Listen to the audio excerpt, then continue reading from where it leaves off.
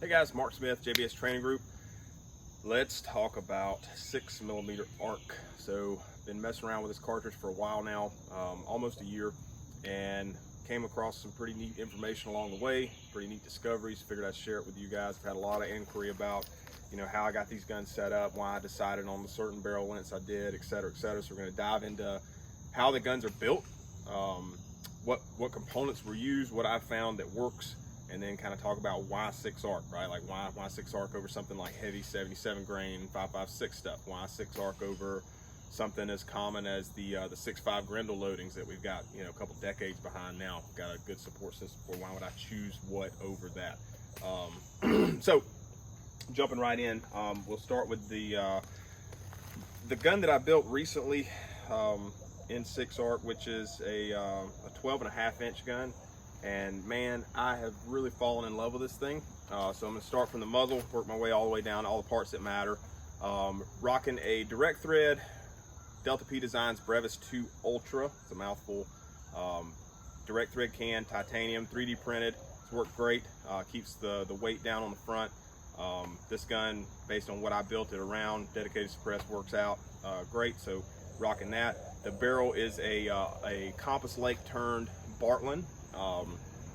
I like Bartlein steel. I like Compass Lake for giving me what I want. Called them up, said, hey, I want to do a 12.56 arc, can it be done? They're like, yeah, and so they busted it out. I told them it'd be dedicated suppressed. They ported it properly for me. I'm tickled to death with how it turned out. Rocking a Hodge pinch lock rail system on here. I wanted a really good solid rail that could take a beating, that also wouldn't give any flex when I was loading up. If I was going to load up on a bipod, load up on a barricade, I want this thing to be as solid as possible, because this is, it's absolutely capable of precision accuracy, and so I want to maintain that where I can. Slap the light on there, because if you're going to carry a gun around in your truck, you ought to have something to illuminate with in the dark. Mod light 18650 on there for that. This is the PLH V2. I chose a Razor 1-10 LPVO for a couple reasons. Number one, this gun I realistically anticipate using at 300 yards and in, for actually ending life, right? For like I schwack critters 0 to 300 all the time. This absolutely does it better than the other offerings that I've had.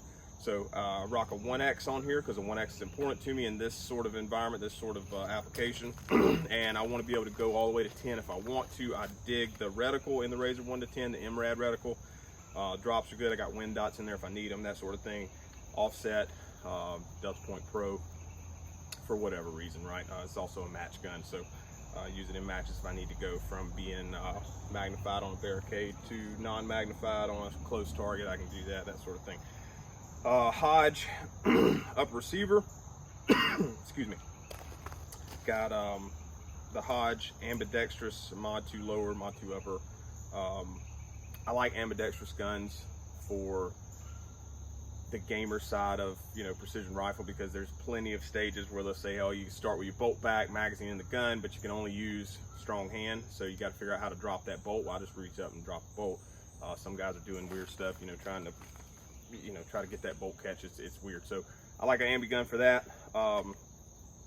A5 system on this. So I had a ton of luck with the A5 system on my 18-inch gun, and so I decided to go ahead and let's use that for the 12-inch gun, because it offers so much more modularity than a standard carbine system, in my opinion.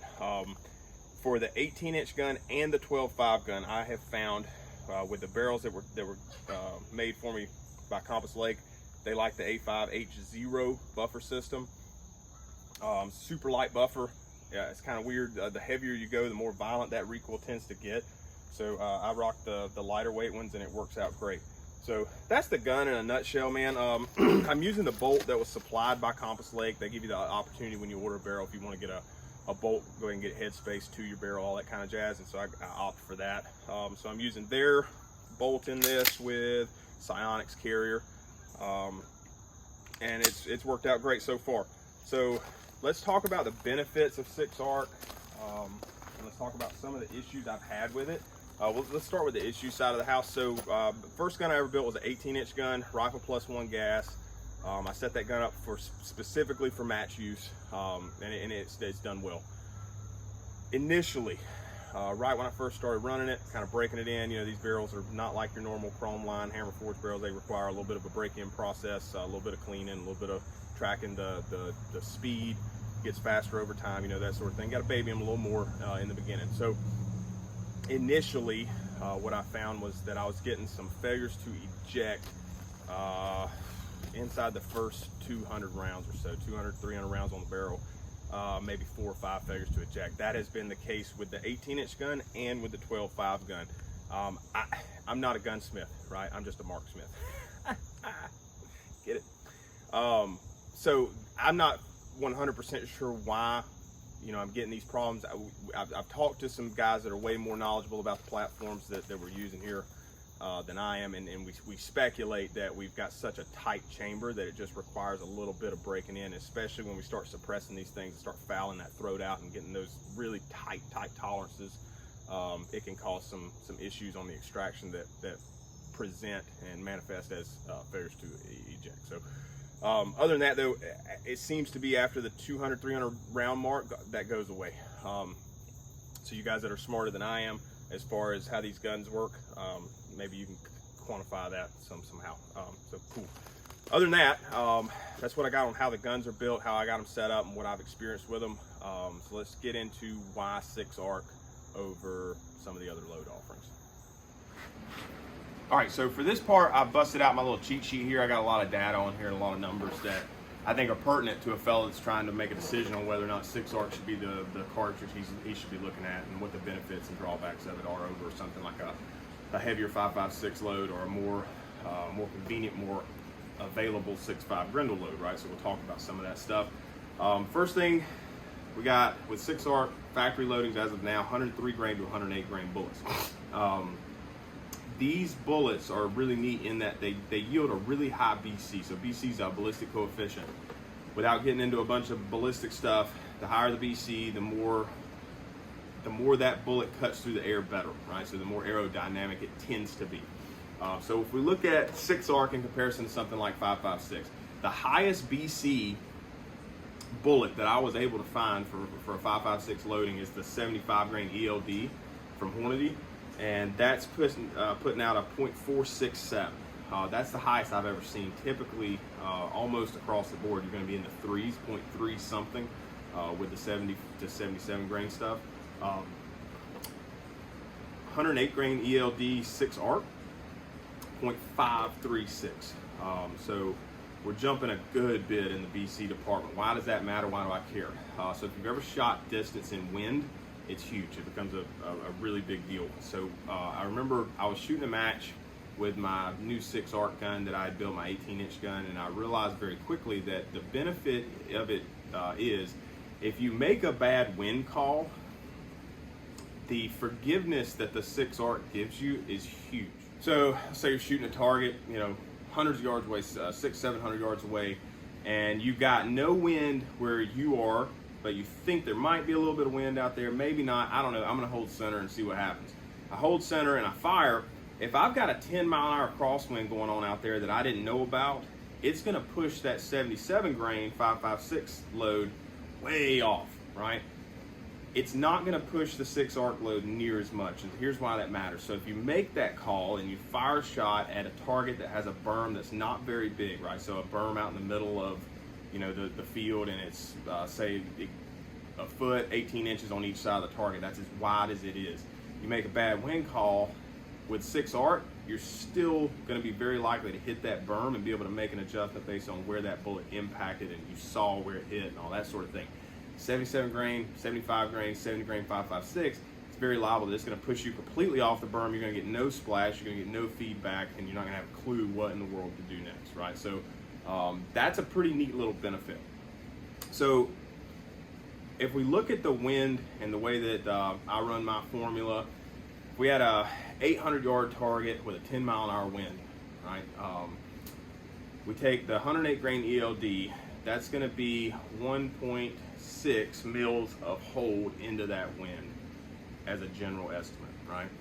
With a 77 grain 5.56 load that's running a 0.3 something ballistic coefficient, we're now at 2.4 mils of wind.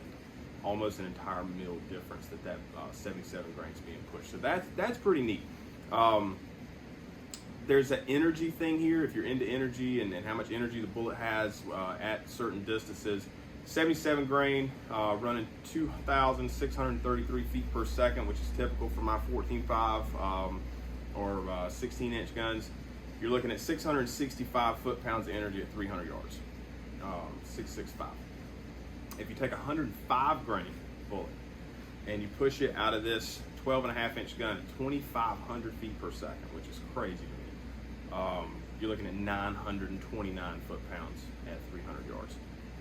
At 700, the 6-arc is pushing 465.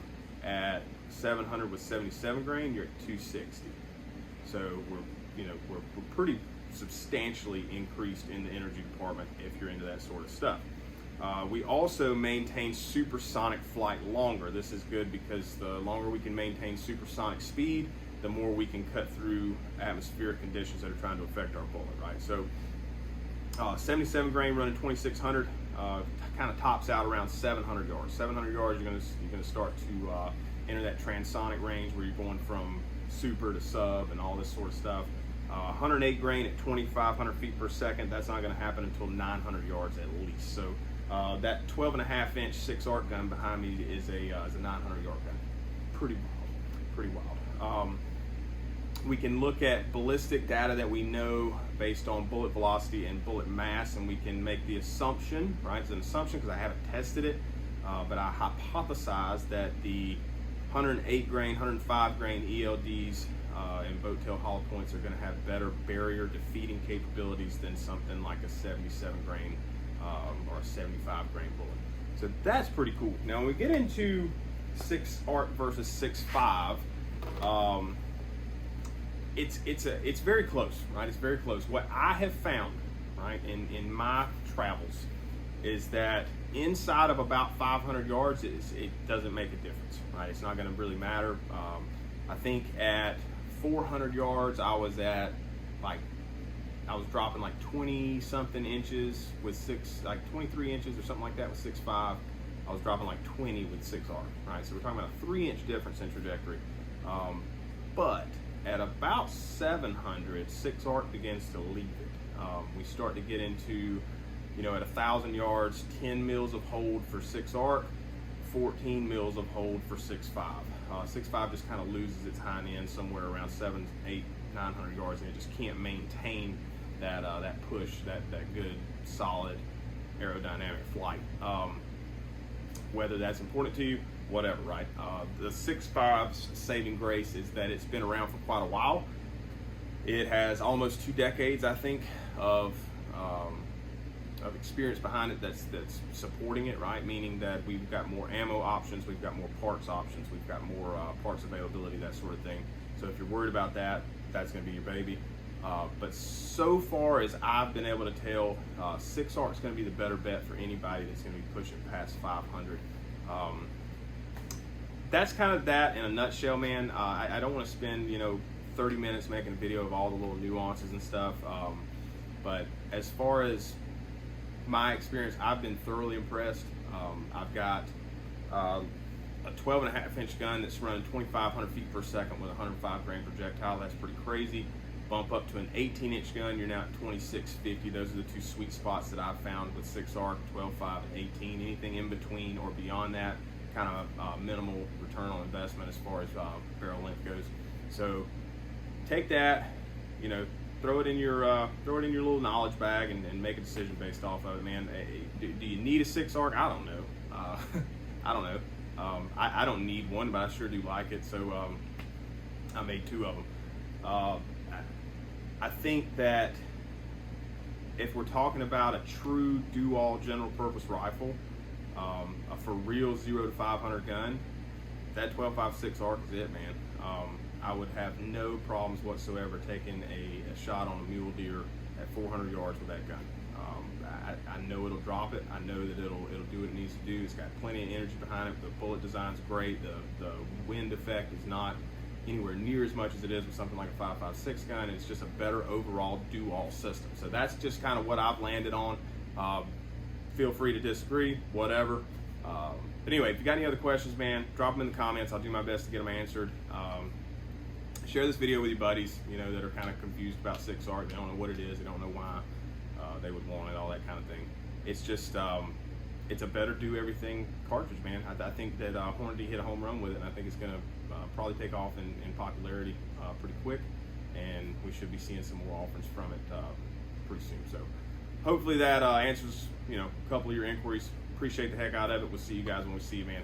Later.